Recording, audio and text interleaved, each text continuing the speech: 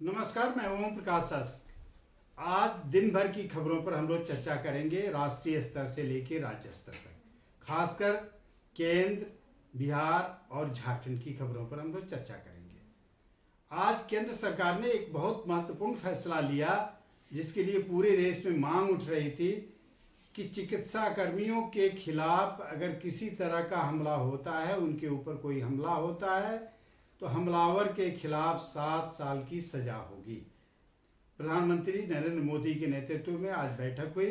उस बैठक में यह फैसला हो गया है। यानी अब कोरोना काल में जो सूचनाएं मिल रही थी, जो खबरें आ रही थी कि डॉक्टरों पर लोगों ने हमला किया, उसमें एक डॉक्टर की मौत की भी सूचना है, अब वैसी सूचनाओं पर अंकुश लग सकेगा।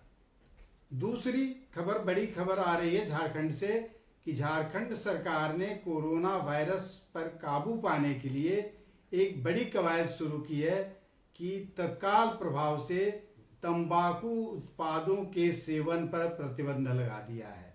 यानी सरकारी, गैर सरकारी दफ्तरों, सार्वजनिक स्थलों या निजी संस्थानों में भी कोई तंबाकू उत्पाद का सेवन नहीं करेगा, और जहां तहां अगर थूकता है तो उससे बीमारी फैलती है। इसे देखते हुए सरकार ने सजा का प्रावधान कर दिया है।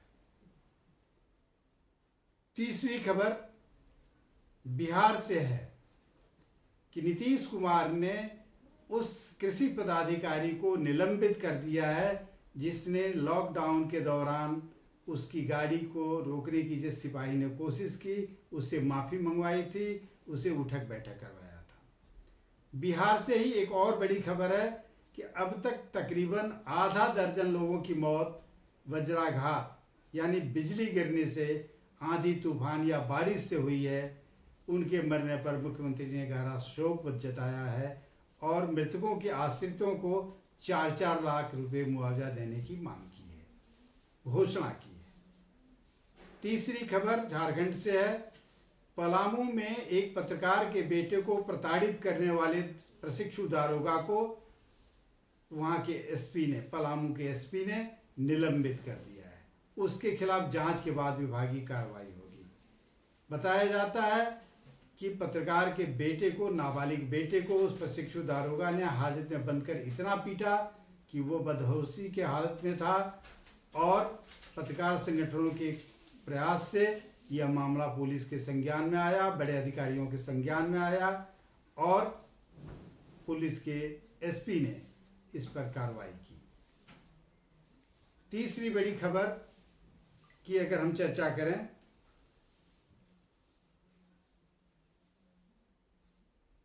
आज से मौसम की सूचना है, बहुत महत्वपूर्ण सूचना है कि आज से ही कई इलाकों में बारिश हो रही होगी, और आज से 28 तारीख तक यानी 28 अप्रैल तक मौसम का मिजाज बदला रहेगा। कई इलाकों में बारिश होगी, तूफान आएगा, ओले पड़ेंगे। इसलिए चेतावनी जारी की है मौसम विभाग ने कि आप सतर्क और सचेत रहें और बचें, मौसम खराब रहने वाला है।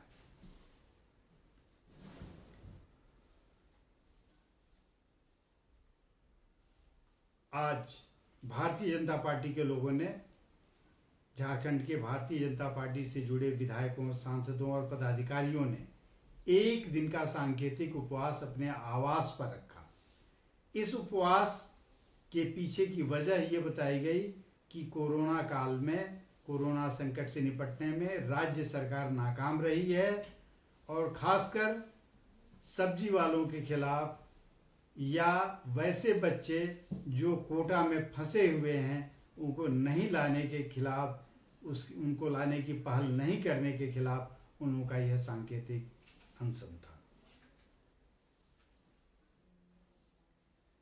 बिहार में कोरोना वायरस से संक्रमित लोगों की संख्या 131 तक पहुंच गई है। सबसे खतरनाक बात यह है कि यह संख्या घटने के बजाय लगातार बढ़ रही है। कल यह 125 के आसपास थी, आज यह 131 तक पहुंच गई है। इसमें एक नया मामला मोतिहारी यानी पश्चिम चंपारण में मिला है, जो पहली बार वहाँ कोरोना का कोई मरीज पाया गया है।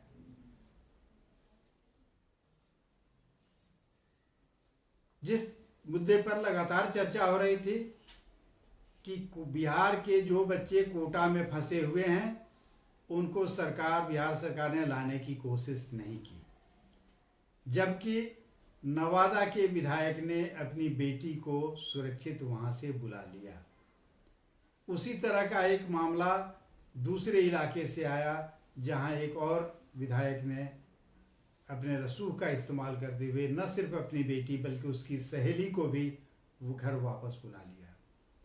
इन दोनों मामलों को लेके आज हाई कोर्ट में, पटना हाई कोर्ट में एक अपील दायर की गई ऑनलाइन।